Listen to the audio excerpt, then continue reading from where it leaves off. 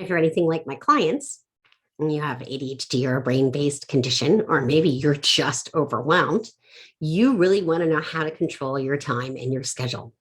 I can guarantee you, all my clients want to know this. We all think we don't have enough hours in the day. Why is this? Well, if you're ADHD, we tend to be too much in the present and not enough in the future. I'll give you two examples of this. One is there's a big presentation and it's due on Friday. And on Monday, we probably should be planning out what our week looks like so we can get that project done. But we think, oh, it's going to be so easy. It's so creative. I'll just do it Friday. And then there you are Friday night, scrambling to get it finished because it wasn't done and you're turning it late again. Another example is bill paying.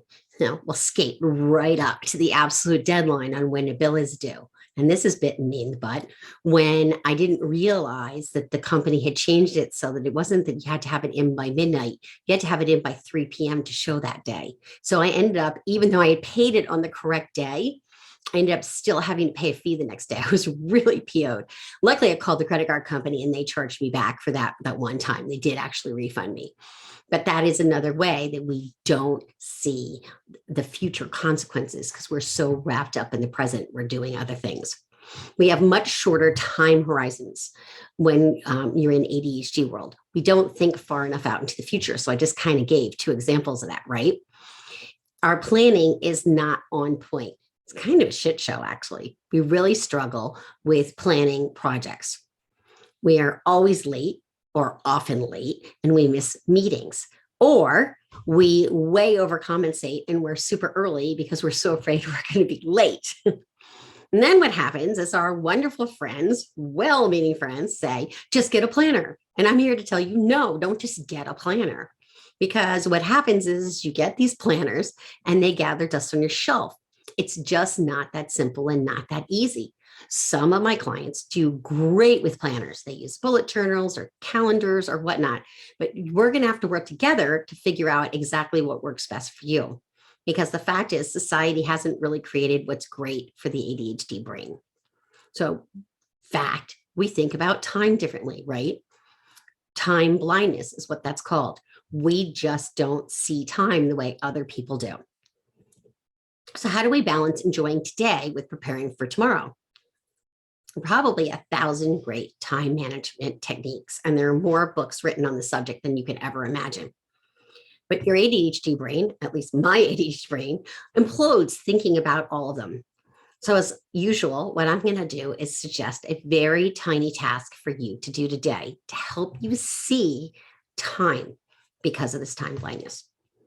It's to get an analog clock. So what does that mean? That's the clock you had in school. Remember on the wall and you're waiting for 3 o'clock and it's going tick, tick, tick, tick, tick, tick, and you're waiting and waiting. That's an analog clock. You don't have to have one that's ticking, but what you don't want is just a digital clock. I've even changed my iWatch to be a analog clock because we can see the passing of time. We can see how much time something's taken. With a digital clock, you just see the time now. You don't have the sense of what you were working on before. When did you start? When are you going to finish? Do you get it? It's kind of like a way to see your time pass. I have to confess, I even have an analog clock in the bathroom because sometimes we can get a little too wrapped up with getting ready in the morning and suddenly it's going to be an 8 a.m. meeting and it's 7:49 and I still haven't brushed my hair, blow dried my hair or put on makeup yet. So that's your task for today. Get an analog clock. If you're an overachiever, you can have one in every room. Eventually you'll get to that point, I'm guessing, because you'll really get a chance to see how time passes. And you'll find that an analog clock is a great first step towards better managing your time. And really, it's about managing your energy, but that's a whole other video for a whole other day. Just trust me on this. Get an analog clock. Okay, see you next time.